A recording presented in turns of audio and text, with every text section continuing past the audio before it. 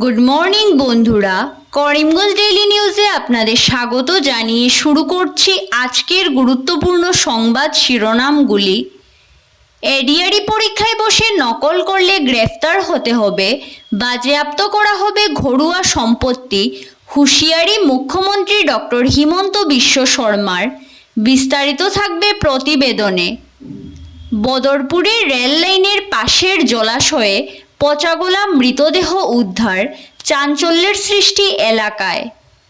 ইতিহাসের পাতায় চলে গেল সেবা ও শিক্ষা সংসদ, দুয়ে মিলে ঘটিত হল অসম রাজ্য স্কুল শিক্ষা পরিষদ অর্থাৎ Assam state school education board. Katakhal বাইপাসে সড়ক দুর্ঘটনায় মৃতদের পরিবারের খোঁজ নিলেন বিধায়ক কমলাক্ষ দে পুরকায়স্থ। শিলাপথারে গ্রেনেড উদ্ধারে জনমনে আতঙ্কের সৃষ্টি। স্মার্ট মিটারের বিরুদ্ধে 11 সেপ্টেম্বর বিজুলি ভবন চলো অভিযান, আন্দোলন তীব্র করার ডাক ইলেকট্রিসিটি কনজিউমার্স অ্যাসোসিয়েশনের। পাঁচগ্রামে উদ্ধার হলো নিখোঁজ যুবকের মৃতদেহ, চাঞ্চল্যের সৃষ্টি গোটা এলাকায়। ভবন তৈরি হলেও উদ্বোধন হচ্ছে না কালীনগর সরোজিনী প্রাথমিক স্বাস্থ্য কেন্দ্রের।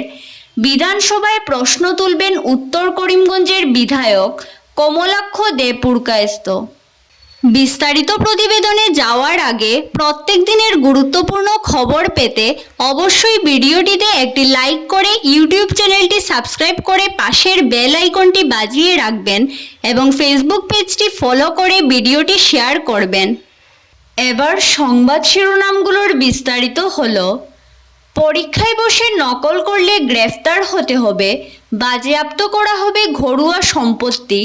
আসাম ডাইরেক্ট রিক্রুটমেন্টের তৃতীয় বর্গের নিয়োগ পরীক্ষা সম্পর্কে হুঁশিয়ারিপূর্ণ মন্তব্য করলেন মুখ্যমন্ত্রী ডক্টর হিমন্ত বিশ্ব শর্মা। মুখ্যমন্ত্রী বলেন, কেউ যদি ভেবে থাকেন যে এই পরীক্ষায় বসে অসৎ উপায় অবলম্বন করবেন তাহলে তারা আগে থেকেই সাবধান হয়ে যান। পরীক্ষায় নকল করা বা অনিয়ম করেন তাহলে তাদের রেয়াত করা হবে না। চাকরির পরীক্ষায় বসে অনিয়মকারীদের বিরুদ্ধে বিধানসভায় সরকার একটি আইন প্রণয়ন করেছে।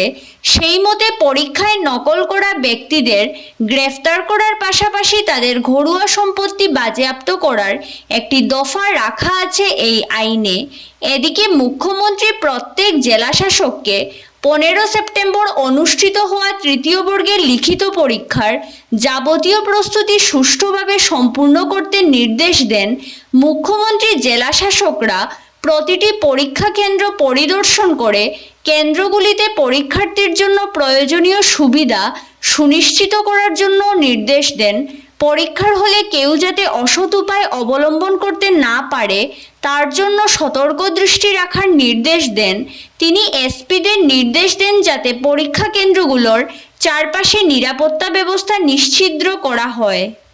করিমগঞ্জ বদরপুর রেল লাইনের লামাজুয়ার আরেঙ্গাবাদের মধ্যবর্তী স্থানে রেলের দক্ষিণ পাশের জলাশয়ে একটি পচাগলা মৃতদেহ উদ্ধারের ঘটনায় চাঞ্চল্য দেখা দিয়েছে এলাকায়।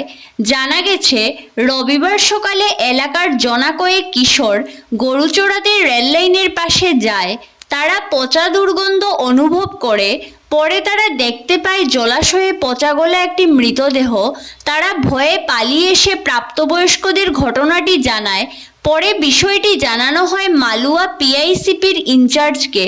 খবর পেয়ে দলবল নিয়ে ইনচার্জ দিবাকর গগৈ ঘটনাস্থলে ছুটে যান।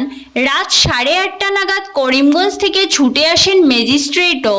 পরে ম্যাজিস্ট্রেটের উপস্থিতিতে প্রাথমিক তদন্তের পর মৃতদেহটি উদ্ধার করে পুলিশ ময়নাতদন্তের জন্য করিমগঞ্জ সিভিল হাসপাতালের মর্গে পাঠায়। এই ঘটনায় লামাজুয়ার ও আরেঙ্গাবাদ এলাকায় চাঞ্চল্য বিরাজ করছে।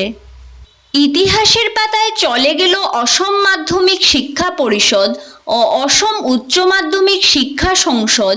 একত্রিত হলো সেবা ও শিক্ষা সংসদ। আর এই সেবা ও শিক্ষা সংসদকে নিয়েই গঠন করা হলো অসম রাজ্য স্কুল শিক্ষা পরিষদ অর্থাৎ Assam state school education board. জাতীয় শিক্ষানীতি 2020-এর সঙ্গে সামঞ্জস্য রেখেই একত্রীকরণ করা হয়েছে। এখন থেকে অসম রাজ্য স্কুল শিক্ষা পরিষদ দ্বাদশ শ্রেণী পর্যন্ত সমস্ত স্কুল পরিচালনা করবে। উল্লেখ্য যে রমেশ চাঁদ জৈনকে অসম রাজ্য স্কুল শিক্ষা পরিষদের নতুন অধ্যক্ষ হিসেবে নিয়োগ করা হয়েছে। সোশ্যাল মিডিয়ায় এই বিষয়টির নিশ্চয়তা করলেন শিক্ষামন্ত্রী ডক্টর রনোজ পেগু। উল্লেখ্য যে অসম মাধ্যমিক শিক্ষা পরিষদ ও অসম উচ্চ মাধ্যমিক শিক্ষা সংসদকে সামিল করার সিদ্ধান্ত গত বছরের 16 নভেম্বরের ক্যাবিনেট বৈঠকে গ্রহণ করা হয়েছিল। এই ক্যাবিনেট বৈঠকে অসম মাধ্যমিক শিক্ষা পরিষদ ও অসম উচ্চ মাধ্যমিক শিক্ষা সংসদকে একত্রীকরণের মাধ্যমে অসম রাজ্য স্কুল শিক্ষা পরিষদ হিসেবে নামকরণের সিদ্ধান্তে অনুমোদন জানানো হয়েছিল। শিলচর বদরপুর জাতীয় সড়কের কাটাকাল বাইপাসে গত শনিবার ইয়োনো অ্যাল্টোর সংঘর্ষে 4 জনের মর্মান্তিক মৃত্যু হয়। এর মধ্যে 3 জনের বাড়ি বদরপুর আর চালকের বাড়ি কাঠিগড়ায়।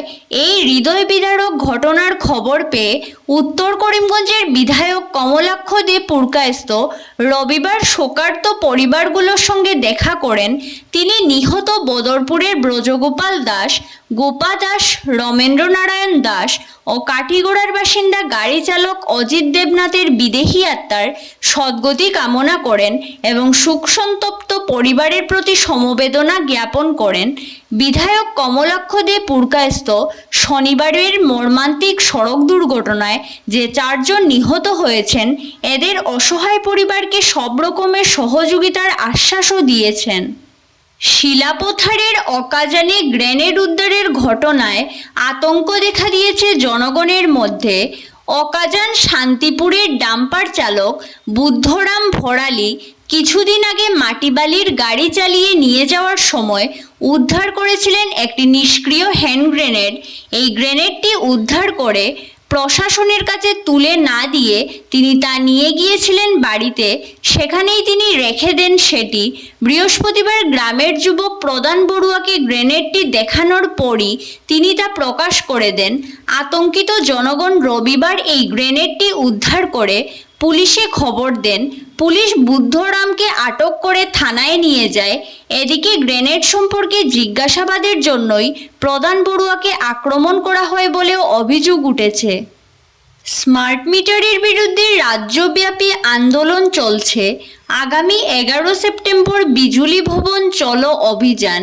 করিমগঞ্জ থেকে যোগ দেবেন অনেকেই।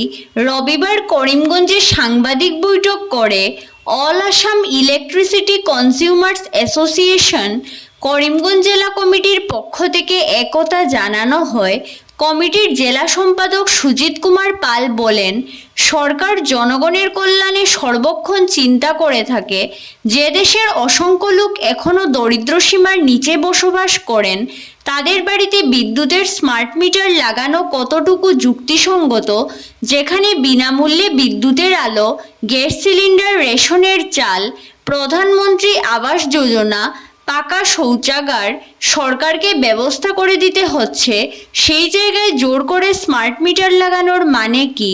তারা যুক্তি দিয়ে বলেন, রাজ্যের অনেক লোকের কাছে এখনও অ্যান্ড্রয়েড মোবাইল নেই।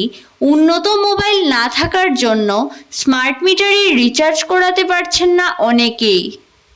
ধন্যবাদ সবাইকে। আরও নতুন নতুন খবর পেতে করিমগঞ্জ ডেইলি নিউজ পেজটিকে ফলো করে সঙ্গে থাকুন।